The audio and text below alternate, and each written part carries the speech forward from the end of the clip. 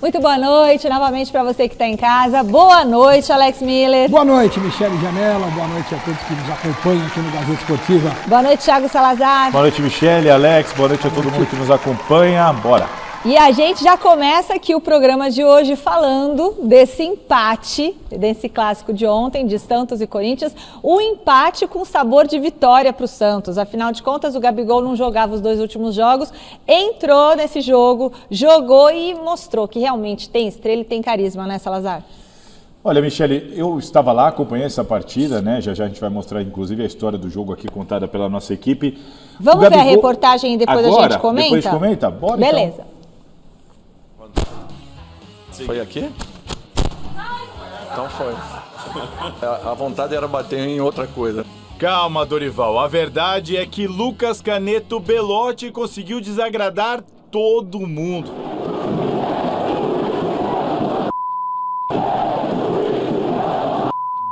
Gabigol, após perder a paciência, avisava: deixa o jogo rolar.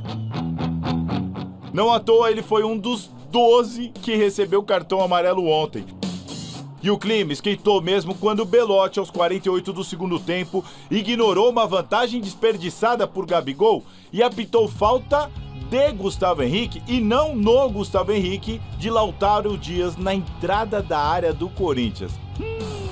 Tornozelo do Gustavo Henrique e tá uma bola. O lance foi muito claro que o Gustavo pega a sua bola e o cara pisa nele. O resultado praticamente realizado, nos é tirado. Por um erro grotesco desses. Acho até que o Gustavo postou nas redes sociais dele aí. Na verdade, foram alguns posts do zagueiro para rebater a decisão de campo do árbitro. O lance em questão colocou Gabigol e Hugo Souza frente a frente, de novo. Na última vez, antes do clássico, o goleiro se consagrou. Estão lembrados? Mas na Vila, a história foi diferente.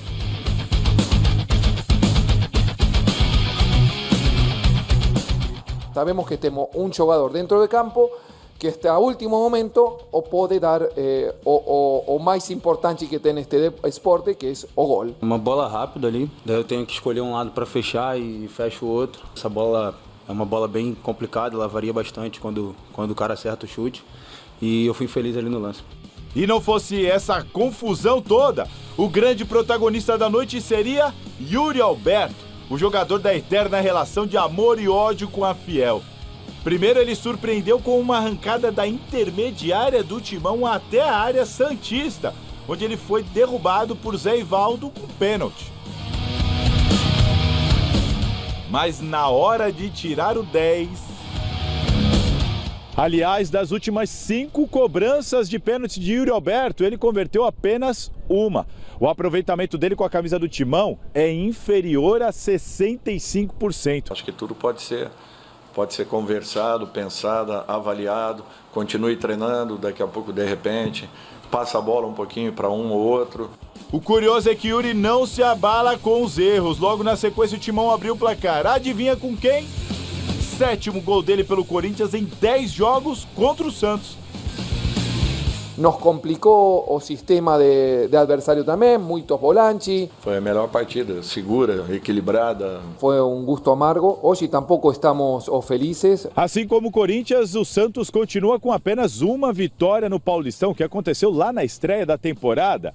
E o Peixe vai buscar essa reação justamente na casa do rival, na Neoquímica Arena. Vai ser mais uma forma de mostrar para o Brasil o tamanho do time e mostrar nossa capacidade. É interessante por causa da torcida de São Paulo, né?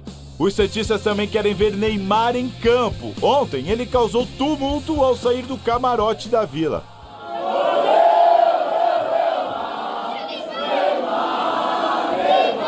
Vamos a ter a ele pronto. Sí, quando falo pronto é já semanas ou dias. Um clássico recheado de personagens que acabaram ofuscados por quem deveria ser um simples coadjuvante. Depois a gente vai para aquele lance, mas o Corinthians toma gol, mas o Corinthians é isso, aquilo, deixa resultado no meio do caminho, a gente deixa. E que infelizmente tem sofrido demais desde o Campeonato Brasileiro do ano passado, já abrindo a temporada desse ano, sendo mais uma vez premiada com um nível de arbitragem desse que nós tivemos.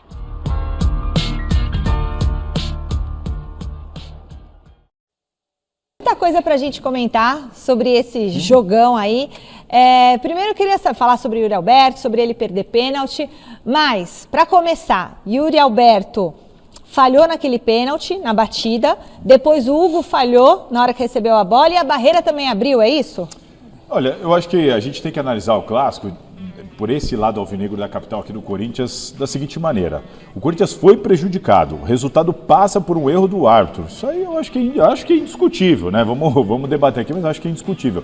Mas isso não quer dizer, por exemplo, que o Dorival foi bem ao mudar o sistema tático e a escalação do Corinthians, e o Corinthians foi dominante para cima do Santos na Vila Belmiro.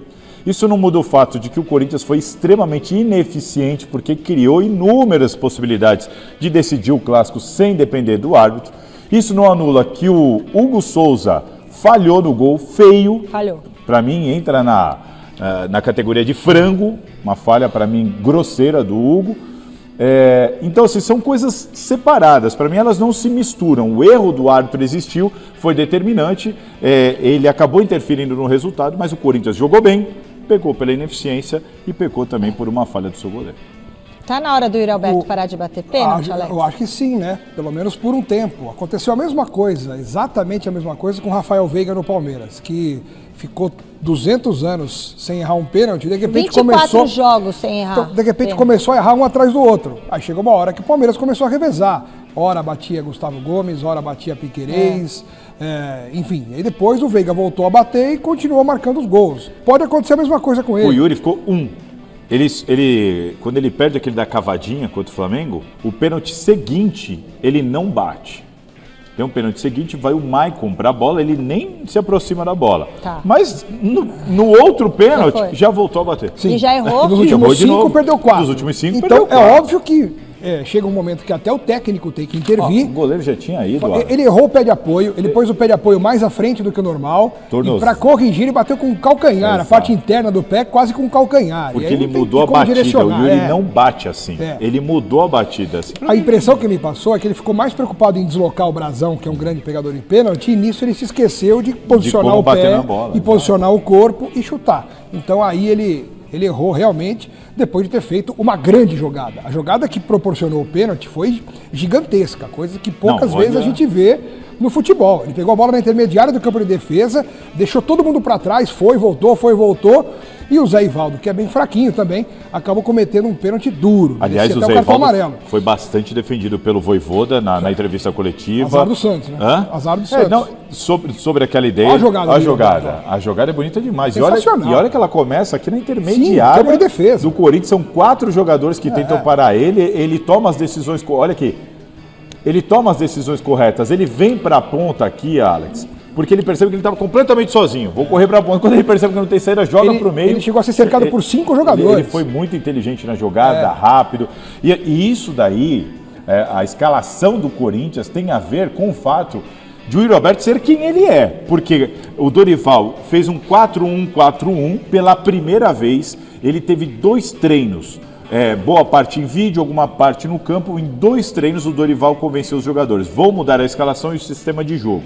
Fez o 4-1-4-1 e deixou só o Yuri Alberto lá na frente.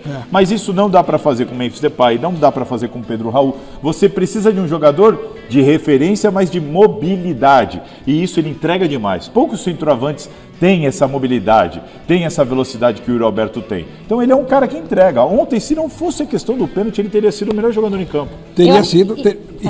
E o craque do jogo foi eleito o Gabigol, porque fez o gol no final. Que não jogou absolutamente nada. Quem jogou futebol mesmo, quem se destacou individualmente foi sim o Yuri Alberto, porque ele errou o pênalti, mas depois fez um belo gol também. Mas você falou ontem aqui nessa bancada, ou ontem você estava aqui? Estava. Então, você falou ontem aqui, não deixa o Gabigol, pode ter uma chance. Mas aí deram uma chance pra ele com 46 minutos e ele converteu. Exatamente. E aí virou a estrela do jogo. Claro, porque ele salvou o time da derrota. Ele não vai perder 2 vezes um gol. Não perde. Ontem ele não foi bem. O Gabigol ontem, durante o jogo, ele não foi bem. Pro Santista, ele foi ótimo. E assim, ele não foi bem e ele marcou um gol que foi um frango. Chegamos à conclusão que foi um frango, assim. Sem dúvida. A barreira abriu também. Assim, não é querer tirar o mérito do Gabigol, é só analisar o que a gente assistiu. O Gabigol não jogou bem, assim como o Santos não jogou bem, ele foi só um dos jogadores que não conseguiu render. e se beneficiou de um frangaço do goleiro. Fosse uma defesa normal do Hugo ali, o que estaríamos falando da atuação do Gabigol aqui hoje? Ó, eu vou falar o seguinte, eu não concordo. Para mim o Gabigol jogou porque ele fez o que ele tinha que fazer, que é o gol do pênalti. Mas você concorda que foi um frango ou não? Não, foi um frango do Hugo, então, mas com o mérito de quem bateu o gol, que é o Gabigol. Porque ele chutou, foi uma pancada, passou pela barreira e passou pelo Hugo. Que esse tipo de pancada, os goleiros nos treinamentos, eles recebem essas pancadas umas 100 vezes por treino. Exato. Então eles estão acostumados. É um lance até simples, né? Recentemente o Hulk foi contra o Palmeiras. Foi contra o Palmeiras. Então, ali é diferente. Mirou o Everton. Era uma situação muito semelhante, mas ele mirou ali no alto. Muito difícil e foi muito mais forte. Foi em cima do Hugo Souza, realmente. Agora essa bola é em cima dele. Enfim. Agora o Corinthians, pela bola, mereceu ganhar. Só que nem sempre a justiça se faz presente, principalmente quando tem a intervenção da arbitragem. E destacar o Yuri Alberto, que apesar de ter perdido esse pênalti aos 13 minutos, aos 16 fez o gol. Então, assim, ele não se abateu. Essa talvez seja a maior qualidade do Yuri Alberto. A maneira como ele não se abala, como ele consegue dar a volta por cima, inclusive dentro do próprio jogo, é impressionante. Eu gosto disso nele também. E o Corinthians volta à Vila Belmiro na próxima semana como mandante pelo Brasileirão. Mas o que será que o elenco está achando da Casa do Santos? Quem vai contar para nós é o José Paes. Boa noite, Zé. Boa noite novamente, Michele, para você, para todo mundo que está acompanhando o Gazeta Esportiva. Pois é, Hugo Souza ontem apareceu para dar uma entrevista depois dessa partida lá na Vila Belmiro, porque o Corinthians vai jogar na Vila como mandante um jogo contra o Bahia, a estreia do Corinthians no Campeonato Brasileiro desse ano, partida marcada para o próximo dia 28, quarta-feira da semana que vem. Essa partida seria na quinta, mas aí o Corinthians conseguiu trazer para a quarta, porque o Flamengo também joga na quarta e Corinthians e Flamengo vão se enfrentar pela Supercopa do Brasil no domingo, dia 1º de fevereiro, Supercopa do Brasil, colocando o vencedor da Copa do Brasil, o Corinthians, e o vencedor do Campeonato Brasileiro do ano passado, o Flamengo, frente a frente nessa super decisão lá em Brasília. E aí o Corinthians trouxe esse jogo com o Bahia para Vila Belmiro por questões de logística. Hugo Souza foi questionado sobre isso e vai falar agora aqui no Gazeta Esportiva. Pode rodar. Você olha assim, o campo tá verdinho, mas ele é um pouco irregular, eu acho que merece um pouco mais de cuidado. Eu acho que um clube como o Santos, do tamanho que o Santos merece um pouco mais de cuidado com o seu estádio. A iluminação aqui é bem ruim, é escuro. E eu, como goleiro, fica complicado. Eu acho que não é uma reclamação só minha. Tá, então, a palavra do Hugo Souza aqui no Gazeta Esportiva. E olha só, em relação à arbitragem, o árbitro, o Lucas Caneto Belotti, que apitou a partida de ontem lá na Vila Belmiro, está afastado pela Federação Paulista de Futebol temporariamente. Ele seria um dos auxiliares do VAR na partida que vai acontecer agora na próxima rodada do Paulistão, entre Capivariano e Primavera, mas está afastado. O Corinthians, inclusive, conversou com a federação, protocolou de fato uma reclamação em relação à arbitragem dele, porque o Corinthians entende que não foi falta no lance que originou o gol de Gabigol, o gol do empate lá na Vila Belmiro. Volto contigo, Michele, sigo aqui para a gente conversar mais sobre o Corinthians no programa de hoje. Obrigada, José Paes. Bom, o José Paes levantou essa questão, né, que o Hugo comentou sobre o gramado, o campo precisa de mais cuidados e da iluminação. Salazar, você estava lá ontem, o que você pode falar para a gente a respeito disso? Eu assino embaixo, o Hugo Souza externou e falou no microfone o que eu escuto há anos. Eu estava aqui comentando isso com o Alex, esse é um comentário muito comum. A Vila Belmiro trocou a iluminação recentemente, mas ela ainda não se compara com, por exemplo, a Neoquímica Arena, com o Allianz Parque, é perceptível isso. O gramado não é um dos piores gramados, não é, dá para jogar um bom futebol. Mas, de novo, a gente compara com os rivais aqui de São Paulo. O do Palmeiras é sintético, então, claro, é tudo regular, e o do Corinthians e do São Paulo, o Morumbi e a Neoquímica Arena tem um gramado melhor que o da Vila Belmiro. A Vila Belmiro é um pouco mais fofo e tudo mais, é um pouquinho mais irregular, e isso a gente escuta das pessoas, a gente escuta dos jogadores, a gente bate papo, a gente conversa, ouve. Ele só relatou, acho que ele falou isso de uma maneira educada, não desrespeitou o Santos, ainda disse que o Santos merece algo melhor, falou do vestiário, que é algo que a gente escuta há muitos anos, eu lembro do Ronaldo falar isso, olha que melhorou muito. Então assim, acho que o Hugo Souza falou, mas não vejo nenhum motivo para os santistas ficarem bravos com ele. E o Corinthians vai jogar lá na semana que vem. Então o Hugo Souza vai ter que enfrentar o mesmo gramado, a mesma iluminação. Bahia, como mandante. Eu questionei o Dorival Júnior sobre isso. Escutei, foi a última pergunta da coletiva. Foi a última pergunta, repercutiu bastante. A mesma pergunta foi feita ao Hugo Souza, ele deu essa resposta falando assim da situação da infraestrutura. Já o Dorival Júnior criticou a CBF. Dorival Júnior... E com razão, tá? Com razão. Ele foi na linha de que, olha, gente, pode não ser o ideal, mas era ele usa essa frase. Só tínhamos esse caminho, era o único caminho que nós tínhamos. Podia ir para Campinas, podia ir para Bragança. Podia ir para Bragança, o estádio é muito pequeno. Pacaembu, não podia? Oi? Pacaembu. Não, porque não podia ser na capital, porque vai ter Flamengo e São Paulo no mesmo dia. Aí a polícia militar não libera. Então, tinha que ser fora da cidade. A primeira opção foi Bragança. Gramado é melhor, viagem curta, mas o estádio é muito pequeno. E aí falou, bom, qual é o outro lugar? Vila Belmiro? Paciência, então vamos à Vila Belmiro, porque assim pelo menos o Corinthians terá quinta, sexta e o sábado para jogar com o Flamengo domingo, assim como o Flamengo também terá esses 3 dias aí. O Dorival Júnior ficou assim, jogou a bucha para cima da CBF e se colocou ao lado da diretoria do Corinthians, como quem diz, não é o ideal, mas era o que nós tínhamos para agora. É isso aí. Bom, enquanto o time profissional oscila, a base do São Paulo está dando show na Copinha e pela segunda vez seguida vai disputar a final da competição. Olho na reportagem da Marina Buffon. Se o profissional não dá conta, a base... Tá muito on. O São Paulo goleou o Ibrachina por 4-1 no Morumbis e está na grande decisão da Copa São Paulo de Futebol Júnior. A gente poderia falar que o grande destaque do jogo foi o Paulinho, que marcou antes dos 4 minutos e está na artilharia da competição com 6 gols ao lado de Juan Nunes, do Bragantino. Ou do Jordan, que deu passe pro gol. Que é isso, hein? O passe dele, até brinquei com ele, falei que foi sem querer. Falei também que vou fazer um pix pra ele. Ou então o Pedro Ferreira, que joga o fino da bola. Dá assistência na base pro Isaac fazer de cabeça. E no profissional, pro Caleri voltar a marcar após 9 meses lesionado, uma noite antes. O Gustavo Santana também não fica atrás. Estava na hora certa e no lugar certo para aproveitar o desvio da zaga.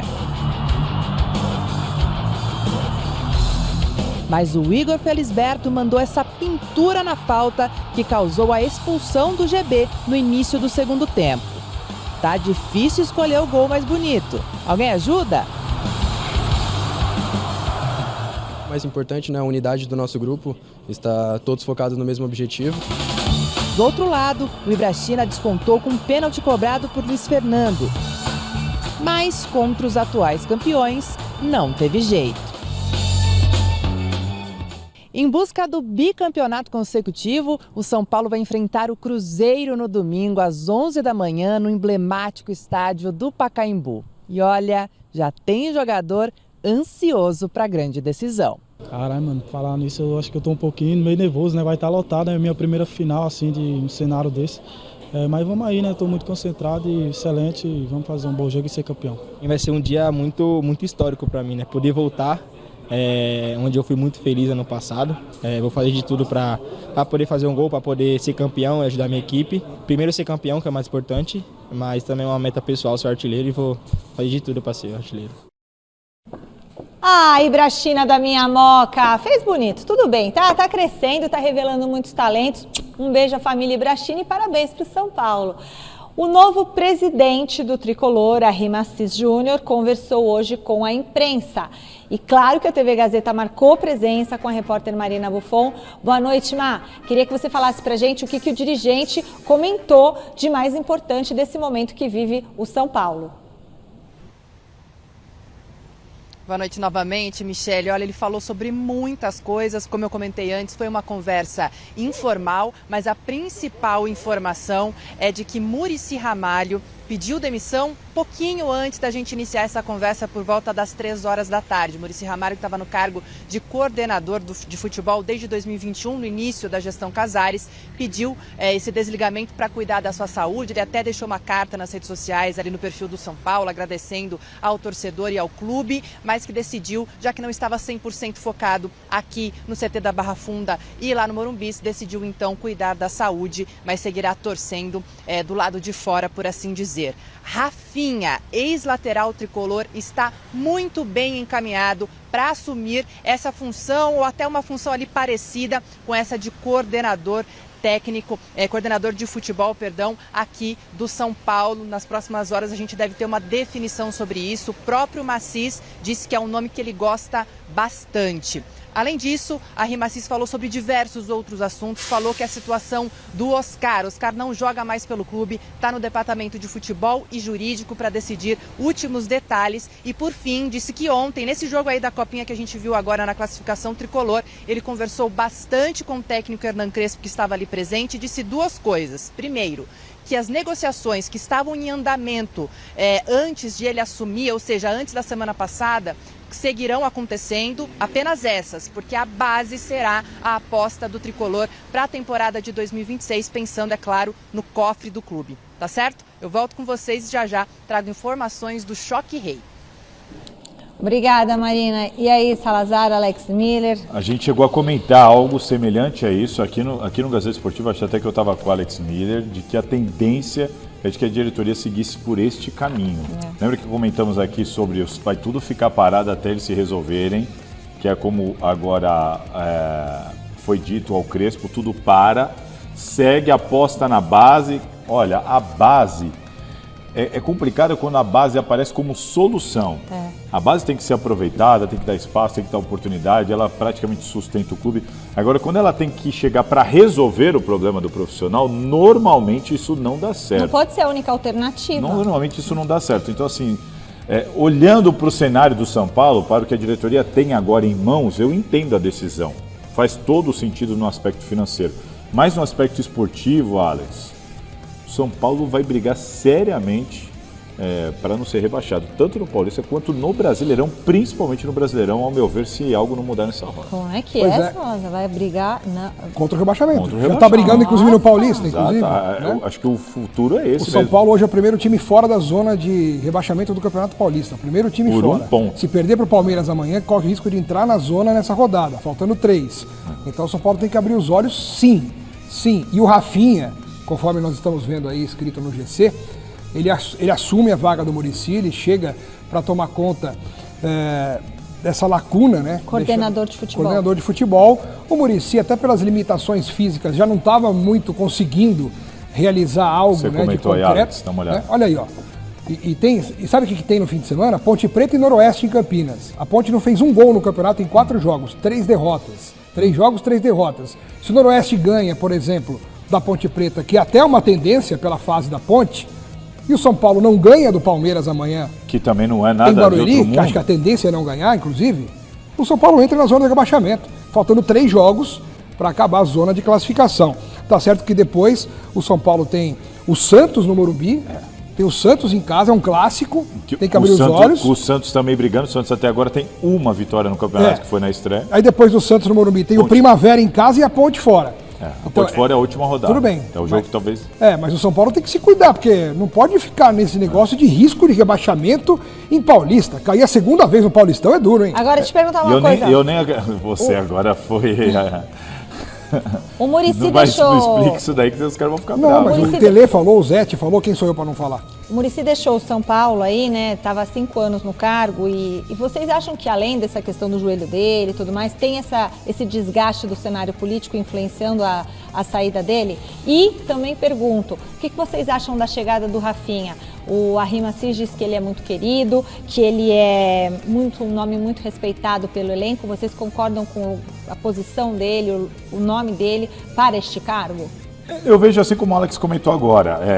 Acho que eu acho que é melhor para o São Paulo ter o Rafinha do que para o Rafinha estar no São Paulo agora. Não sei se me parece uma boa ideia para o Rafinha nesse sentido, muito por causa da instabilidade que vive o clube neste momento.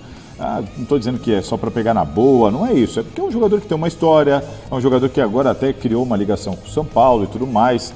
Enfim, tenho minhas dúvidas. Acho que para o São Paulo pode ser uma boa, mas sinceramente, os problemas do São Paulo para mim não passam por aí. Não passam por aí, porque é diferente. O papel do Rafinha agora vai ser muito semelhante ao papel de outros dirigentes, ex-jogadores que passam por qualquer clube. O caso do Muricy era um caso muito particular, por causa da ligação que ele tem. A história, a ligação, o respeito que ele carrega. Mas uma função concreta mesmo ele não tinha mais há algum tempo. Exatamente.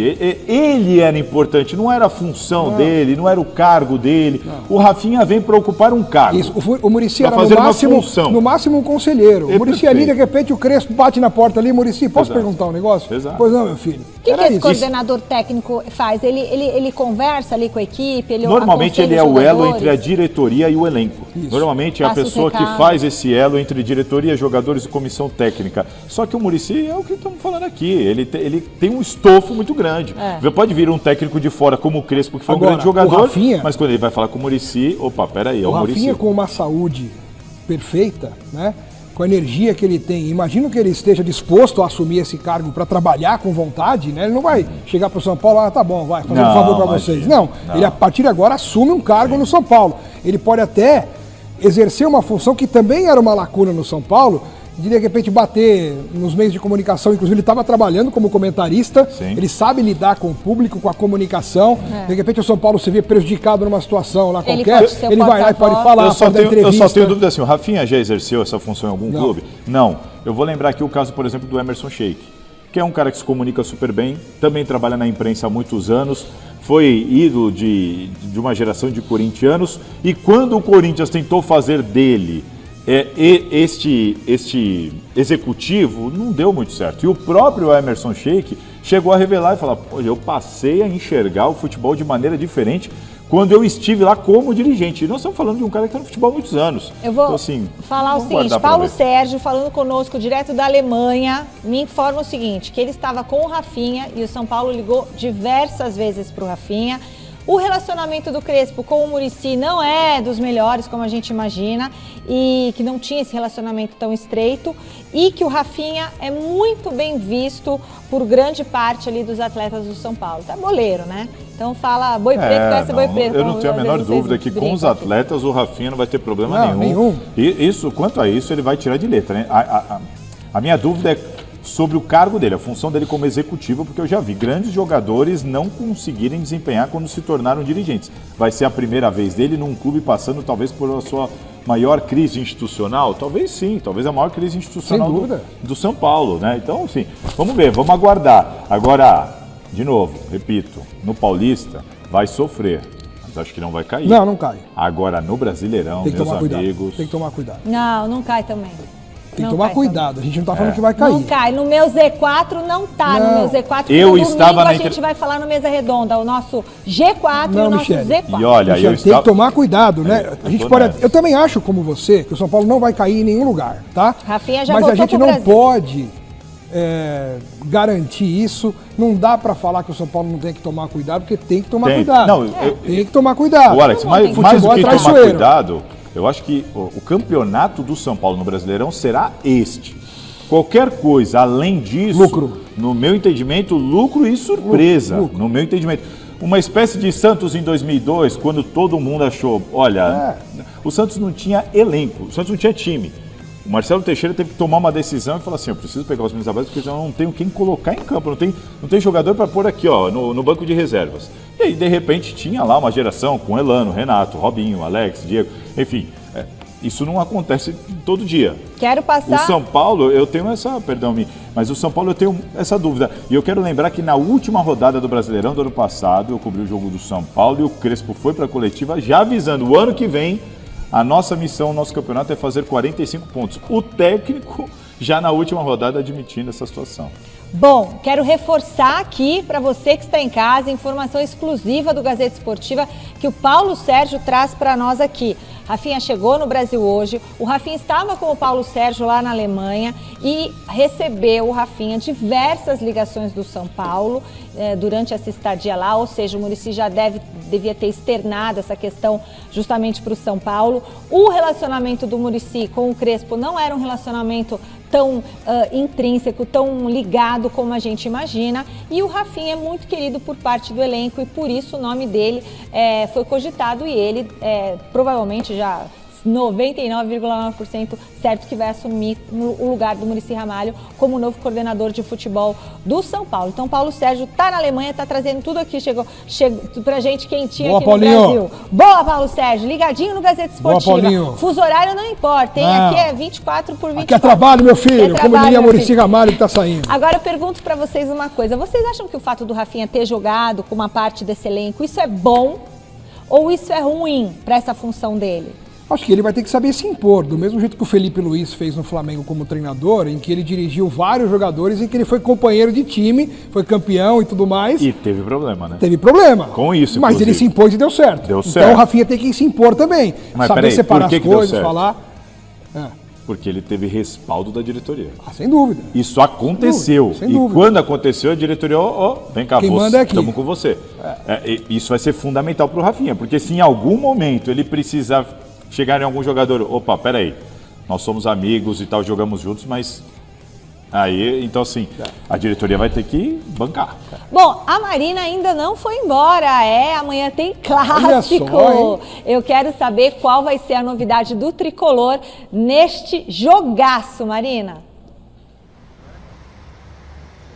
Eu prometi que ia voltar, estou de volta, Michele. Agora sim, para falar de campo, por assim dizer. Afinal, São Paulo, como vocês já anteciparam, tem o Choque Rei amanhã, jogo importantíssimo para o Tricolor. Igual o Alex Miller disse, está na 14ª posição. Nesse momento, há um pontinho apenas ali dos dois que nesse momento estão na zona de rebaixamento, que são exatamente Ponte Preta e Noroeste, que, aliás, se enfrentam amanhã, tá? 5 da tarde, esses dois clubes se enfrentam. Jogo importante para o São Paulo também nessa parte de baixo da tabela. Mas agora prestem atenção.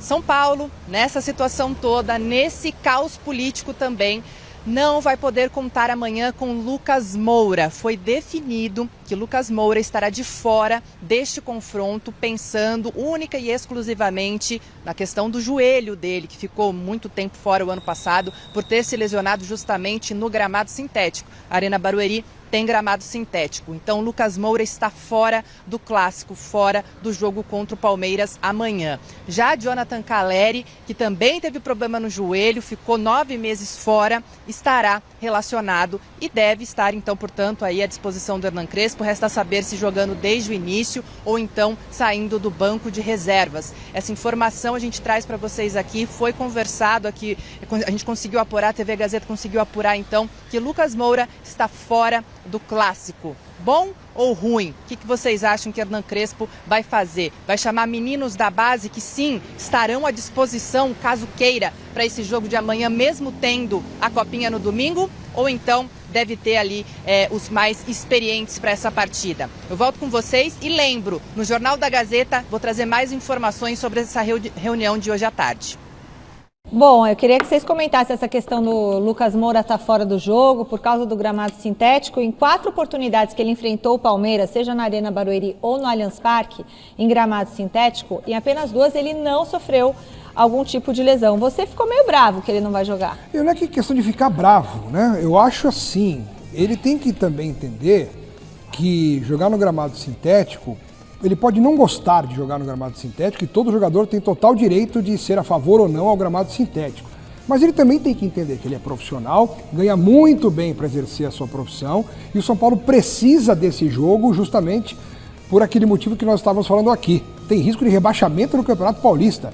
Quem é o melhor jogador de São Paulo? É ele. Então, por causa de gramado sintético, ele vai abrir mão de jogar, de ajudar o time, de tentar fazer algum esforço e aí deixar um risco maior para o São Paulo perder essa partida, eu acho errado. Não foi uma decisão só dele, a comissão técnica também mas agora é fácil. Se o jogador pedir para jogar, ele joga. É lógico. A decisão passa muito pelo jogador e o Crespo falou isso na coletiva. O Crespo jogou a bomba para ele. Mas a comissão técnica deu respaldo. Michele, eu concordo com você que ele não chega lá, toma a decisão e faz o que ele quer da vida. É tudo conversado. Ele escuta os caras escutam ele, eles tomam a decisão. Mas o peso da opinião dele nessa hora... Se ele falar, eu quero me colocar à disposição para jogar, o Crespo falou, não quero você, porque vai que você se machuca, porque não é um veto, é uma sugestão. Quando vem um médico, um fisiologista, um fisioterapeuta e fala, Lucas, a probabilidade aqui é maior, ali é menor, acho que você tem que avaliar isso e tal. Ele olha, analisa, escuta, avalia e toma uma decisão. É diferente do cara chegar e falar assim, Lucas, olha, você não tem que jogar. Você está vetado. Você não pode jogar, você não tem condição de jogar. Se você jogar, você pode ter uma lesão grave. Mas em 50% das vezes que ele jogou em gramado sintético, ele será que é coincidência. Não sei se isso também não passa por uma coincidência. Acho que futebol é matemático. Mas a gente viu o Santos passar por algo semelhante recentemente contra o Palmeiras, com o Neymar, né? Sim. O Santos também precisava muito, e mesmo assim o Neymar também não foi tomou errado. a mesma decisão. É por isso que eu digo, o gramado sintético no Brasil ele causa até um desequilíbrio técnico. Era assim com o Suárez também, por isso que eu não sou a favor. A transferência do meia Alisson do São Paulo para o Corinthians está muito pertinho de ser anunciada. E o José Paz está de volta para contar os detalhes desse acordo entre os dois rivais. Como é que vai funcionar isso, Zé? Vai funcionar assim, Michele. O Corinthians vai pagar agora R$1 milhão pela contratação do Alisson, que vem por empréstimo aqui para o Corinthians até o final dessa temporada de 2026. No segundo semestre, o Corinthians vai pagar mais R$500 mil ao São Paulo também, claro, por essa contratação. E aí tem algumas metas ali em contrato para o Alisson bater. Por exemplo, se ele jogar mais de 25 jogos, mais de 45 minutos nessas 25 partidas, então o Corinthians tem que pagar mais 250 mil euros lá ao São Paulo. Se quiser contratar em definitivo o jogador, aí 2,5 milhões de euros lá para o São Paulo tem que pagar o Corinthians, lembrando que o Corinthians vai arcar com todo o salário do Alisson, de 32 anos, já havia atuado com o técnico Dorival Júnior lá no São Paulo, quando o Dorival estava lá, antes de ir para a seleção, claro, antes de trabalhar aqui no Corinthians. E ontem, depois do empate lá na Vila Belmiro, né, entre Santos e Corinthians, Dorival Júnior já projetou o Alisson aqui no timão. Pode rodar o treinador do Corinthians. Sempre foi um jogador muito interessante para mim. Eu alterei um pouco a posição que ele jogava em função das características que ele apresenta. Se ele conseguir encontrar aqui dentro as suas melhores condições, eu não tenho dúvidas que ele será um reforço importante numa função que nós precisamos preenchê-la. Pois é, e o Crespo, treinador do São Paulo, conversou, claro, com o Alisson e expôs ali para ele que o Alisson não teria espaço nesse time do São Paulo. O Crespo vem contando e vem utilizando outros jogadores, Pablo Maia, Danielzinho, que foi recentemente contratado lá pelo clube, tem também o Marcos Antônio, que é um dos principais pilares do São Paulo. Então o Alisson perdeu espaço, jogador de 32 anos, que agora vai compor o elenco do técnico Dorival Júnior aqui no Corinthians. Inclusive já se despediu do pessoal lá no CCT da Barra Funda, viu, Michele? Devolvo para você aí nos nossos estúdios na Avenida Paulista. Obrigada, José Paz.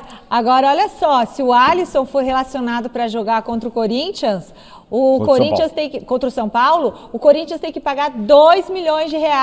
Nenhuma chance. Então, ou seja, é para não jogar mesmo. Já é um desfalque certo. Já é um desfalque certo. Nenhuma E aí, o que vocês acharam da chegada do Alisson, volante 32 anos? Eu acho que a gente tem que pensar o seguinte, R$3 milhões. Porque essa meta de 250 mil euros, estamos falando aí de cerca de R$1,5 milhão. Ele precisa fazer no mínimo 45 minutos em 25 partidas até o final do ano.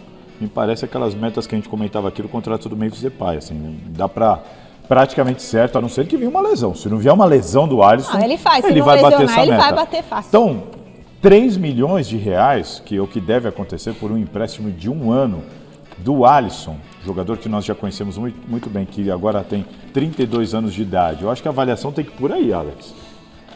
Agora, pelo que o Dorival demonstra paixão pelo Alisson... gosta muito. Ele vai confiança, não é paixão, ele vai ter que ser titular e jogar muita bola. Porque, olha, o Dorival conheceu o Alisson no São Paulo. Aí foi a primeira vez. Não. Ele falou ontem lá na coletiva que ele conheceu o Alisson quando o Alisson subiu lá e tudo mais. Enfim, já... Aí, no Vasco. Aí o Dorival era técnico da seleção brasileira, ele conseguiu convocar o Alisson para a pré-lista, né? Colocar o Alisson na pré-lista, né, de selecionáveis para poder ser convocado caso fosse necessário. Quer dizer, para você entrar numa pré-lista de seleção, é porque o técnico gosta de você. Aí você dirige o Corinthians, tem Ranieri, você tem o Martins, quer dizer, não sei se tem ainda, né? Mas você tem o Bidon, você tem o Carride, você tem vários jogadores mais ou menos para aquele setor. Mas vai jogar o Alisson. E você fica, então, vou chegar lá. Aí você fica de olho no Alisson do rival, e aí você faz um esforço até ele chegar, mesmo com o dinheiro que foi. É evidente que o Alisson vai ser titular. Pode ser no lugar do Hugo Souza, mas que o Alisson vai jogar. E pelo jeito que o Dorival está esperando, eu imagino que vai ser o novo Sócrates, né? Ai, Alex. Tem muito mais assunto no Gazeta Esportiva de hoje. Daqui a pouquinho a gente te conta se o Rafael Veiga pode ir embora do Palmeiras ou não. E a gente ainda vai saber quando que o Memphis Depay deve voltar a jogar pelo Corinthians. Espera aí que a gente já volta. Bom, a gente está de volta e o Choque Rei desse final de semana promete muita emoção, justamente porque tanto Palmeiras quanto São Paulo estão devendo nesse Campeonato Paulista. E quem te conta mais é o Marcelo Bazégio.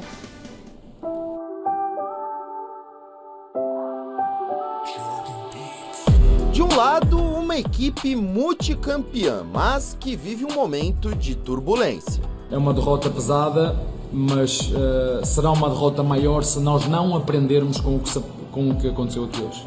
Do outro, um clube que atravessa uma crise sem precedentes em sua história. Aqui a gente não se pode permitir de programar ou projetar uma semana, porque todos os dias acontecem coisas. Palmeiras e São Paulo chegam para o clássico deste sábado precisando dar uma resposta às suas torcidas.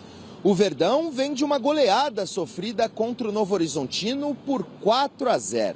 Já o Tricolor perdeu para a Portuguesa em casa dias depois de o agora ex-presidente Júlio Casares ser afastado e posteriormente renunciar ao cargo. Mas, afinal de contas, quem entrará em campo mais pressionado nesse choque rei? Passadas as primeiras 4 rodadas do Paulistão, o Palmeiras é o terceiro colocado com 9 pontos, atrás apenas do líder Red Bull Bragantino e do Novo Horizontino. O Verdão tem tido principalmente dificuldades para fazer seu ataque engrenar, marcando apenas 3 gols em 4 jogos até aqui. É um momento para nós pormos todo mundo a jogar, é um momento para nós avaliarmos o momento de cada jogador, é um momento para nós os testarmos também e não há melhor momento do que este. Já o São Paulo vive uma situação complicada na tabela. A derrota para a Portuguesa em pleno Morumbi jogou a equipe para o 14º lugar, beirando a zona de rebaixamento, restando somente 4 jogos para o fim da primeira fase. São Paulo não se pode permitir de perder com todo respeito ao Portuguesa. Aconteceu. Então já sabe, as coisas que não tem que repetir já se viu. Pois é, não faltarão ingredientes para o choque rei deste sábado, mas, dadas as circunstâncias, talvez o principal deles seja a pressão. Pois é, 6h30 da tarde tem jogão lá na Arena Barueri. Quem traz mais informações pra gente do Palmeiras é o repórter Alexandre Silvestre. Silvestre, Palmeiras está pressionado para esse jogo? É amanhã, Michele, choque rei na Arena Barueri, sim, tá pressionado, perdeu de 4-0, muitas críticas para cima do Abel, dos jogadores, da diretoria. A resposta pode ser dada amanhã e também por isso, grande chance do Palmeiras, pela primeira vez no ano, ter força máxima.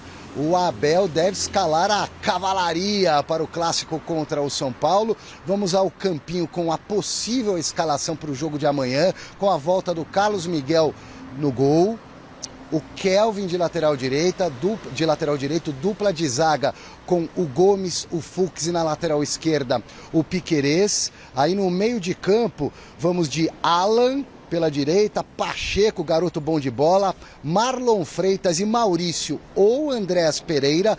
Andrés Pereira treinou normalmente hoje, assim como o Vitor Roque, que fará a dupla muito possivelmente com o Flaco Lopes. Esse um provável, possível Palmeiras para encarar o São Paulo. Peço licença para completar uma informação da nossa colega Marina Buffon. Vou pular o muro aqui para dizer que o Muricy Ramalho conversou comigo hoje à tarde, ele que pediu para sair, tirou o time de campo, vai cuidar da saúde, está cuidando da saúde. Muricy Ramalho disse, abre aspas aqui, no WhatsApp para mim, trabalhei muito, sempre deixando minha saúde de lado, agora o corpo pediu, estou usando até andador. Aí ele mandou um palavrãozinho inocente e finalizou, tô ficando velho. Por que andador? Porque o Muricy Ramalho operou o joelho, operou também os rins, extraiu pedras nos rins e em breve vai colocar ali uma prótese no outro joelho. Vida longa ao Muricy Ramalho, que curta a vida. E daqui a pouquinho eu volto para falar de reforços e saídas do Palmeiras. Muito bem, informação exclusiva aí das palavras do Muricy Ramalho para o nosso repórter Alexandre Silvestre, hein? Muricy falando que está tendo até que usar andador por essa questão de saúde dele. Palmeiras, como disse Silvestre, vai com força máxima enfrentar o São Paulo, que vai já sem o Lucas, que seria o seu grande nome. O Palmeiras entra como favorito para esse jogo? Entra como favorito porque joga diante do seu torcedor, porque tem um time melhor do que o São Paulo e porque vai colocar as principais peças, mesmo que elas ainda não estejam no melhor da sua forma física, principalmente. Só em relação à escalação provável, eu imagino ainda que o Andrés Pereira deva ser confirmado como titular. Fica a dúvida entre Luiz Pacheco e o Maurício, mas o Maurício há muito tempo não corresponde, né, com as expectativas. E o Luiz Pacheco é o menino da base, volante, que vem aproveitando bem as oportunidades que lhe são dadas pelo técnico Abel Ferreira. No mais, é isso aí. Kelvin na direita, vai jogar e vai deixar saudade, porque o Giai deveria jogar, e o Giai joga, a gente acha que o Kelvin deveria jogar, ou seja, o Palmeiras também apela a lateral direita. Olha, o Palmeiras vive grande fase? Não, o Palmeiras também não vive grande fase, mas o São Paulo, se o bobear, está numa fase pior que a do Palmeiras, não, vive uma fase pior que a do Palmeiras, dentro e fora de campo. E além disso, joga fora de casa, tem um elenco inferior, tem um time titular inferior. Enfim, apesar do Palmeiras não estar encantando, estar numa situação complicada, vem de uma goleada, eu acho até que essa goleada que o Palmeiras sofreu vai fazer mal ao São Paulo. É que eles vão ter que dar resposta. Exato, né? Eu acho que veio um péssimo momento para o São Paulo. Então, apesar do Palmeiras estar nessa situação conturbada, o cenário ainda é para o Palmeiras nesse clássico. Novo contato com o José Paes agora para falar sobre o Memphis. Ô Zé, já tem prazo para o retorno do holandês ou ainda não? Pois é, Michele, ontem o técnico Dorival Júnior, depois do jogo lá na Vila Belmiro, tentou despistar, tentou fazer um pouco de suspense em relação à volta do Memphis a esse time do Corinthians. A gente lembra que ele está fora da equipe desde o jogo contra o Vasco no ano passado, ainda no final do ano passado, decisão da Copa do Brasil lá no estádio do Maracanã. Até acabou jogando no sacrifício aquela partida, ele tem um edema ósseo no joelho, está tratando, está trabalhando para voltar. A informação que a gente tem é de que o Corinthians trabalha para que o Memphis volte a atuar no dia 1º de fevereiro, jogo importante, Supercopa do Brasil, Corinthians e Flamengo. Aí o Corinthians campeão da Copa do Brasil, o Flamengo campeão brasileiro da temporada passada. O Dorival quer muito contar com o Memphis nessa partida. Antes desse jogo, o Corinthians ainda tem o Velo Clube, domingo agora 20h30 lá na cidade de Rio Claro, e também o Bahia, rodada 1 do Campeonato Brasileiro, jogo que acontece na Vila Belmiro, como comentamos ainda há pouco. Mas o trabalho do Corinthians é para contar com o holandês nesse jogão lá em Brasília contra o Flamengo. O Garro voltou ontem, né? Jogou recuperado de um problema no punho e agora é a recuperação do Memphis que importa no Corinthians, viu, Michele? Devolvo para você. Obrigada, José Paes. O que vocês têm a dizer sobre o Memphis Depay sendo preparado aí para a Supercopa? Por toda essa preparação que estão fazendo com ele, eu imagino que ele vai voltar arrebentando, né? Porque, nossa senhora, está sendo cuidado demais. Faz um tempo que essa situação no Memphis me chama a atenção. Recentemente, né, no final do ano passado, eu cheguei a perguntar para uma pessoa da comissão técnica, mas ele tem alguma lesão? O que foi passado para mim que não, ele não tem nenhuma lesão, é sempre uma precaução.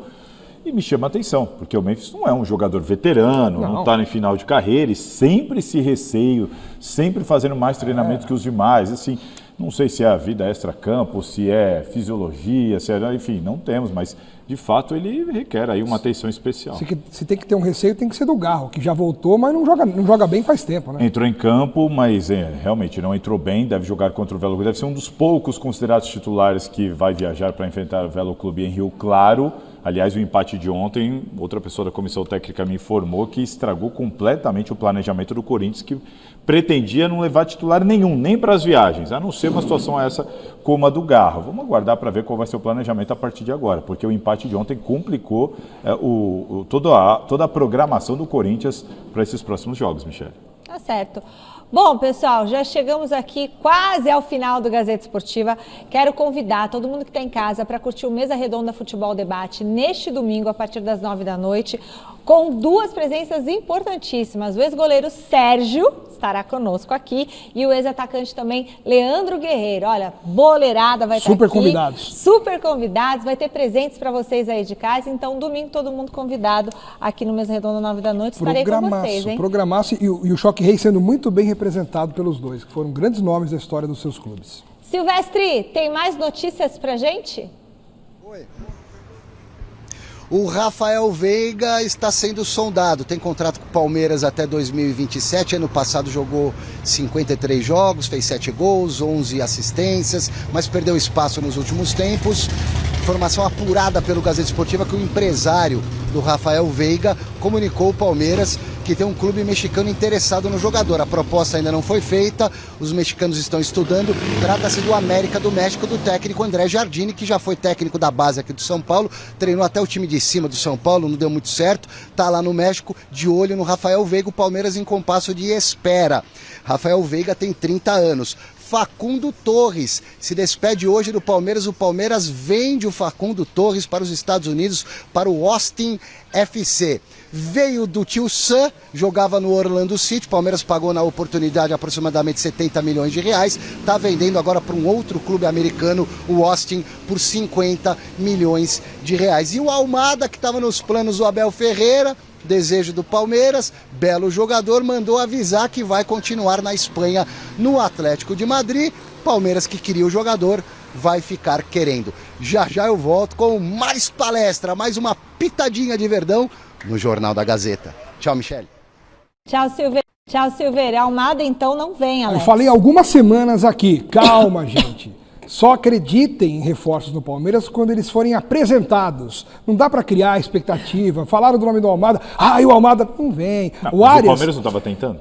Nem proposta para o Arias, por exemplo, foi feita até agora. Não. Nem proposta oficial para o Extra foi feita. Mas estava tentando. O que é tentando? É sonhar um dia, não, quero sonhar ter. Não, é ligar, conversar, sondar, perguntar quanto muito custa, lento. querer. O processo é muito lento. Eu já falei, dá 2 jabutis nas mãos da diretoria do Palmeiras, um se esconde e o outro foge. É assim que funciona. Né? O Wolverhampton lá não recebeu nem proposta oficial em relação ao Arias. E o Facundo ia embora, prejuízo financeiro, porque foi vendido por um valor menor do que o Palmeiras comprou, mas um benefício técnico, porque não acrescentou nada no Palmeiras. Então, boa sorte para ele.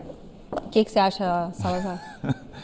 Eu entendo que faz parte do jogo. O Palmeiras não conseguiu contratar o Almada. Não é uma contratação simples. Não, acho que não. Um jogador que está no Atlético de Madrid da Espanha, um jogador valorizado, um jogador de Copa do Mundo. A decepção, ela pode vir, mas o fato do Palmeiras tentar a contratação, eu acho super válido. E rapidinho, Rafael Veiga, tem que tomar cuidado para não desgastar essa relação, hein? Tem que tomar mais cuidado, inclusive o Palmeiras lida bem com isso, né? Consegue se desfazer de ídolos numa boa, homenageando, mas eu acho que o Rafael Veiga ainda pode ser útil, pelo menos até o final dessa temporada. Mas acho que a tendência é ir embora. A tendência é ir embora, talvez mais por causa dele do que do Palmeiras, né? Me parece. Eu acho que vai acabar sendo bom para todo mundo. Pode ser. Só reforçando, domingo, 9 da noite, tem Mesa Redonda Futebol Debate, com o ex-goleiro Sérgio, com o ex-atacante Leandro Guerreiro, estarei aqui, Osmar Garrafa de volta das férias dele, Alex Miller, todo turno, e o Paulo Sérgio também, volta da Alemanha? Volta da Alemanha, estará conosco aqui, tá certo? Pessoal, obrigada, a gente se encontra domingo, fique agora com o Jornal da Gazeta. Tchau.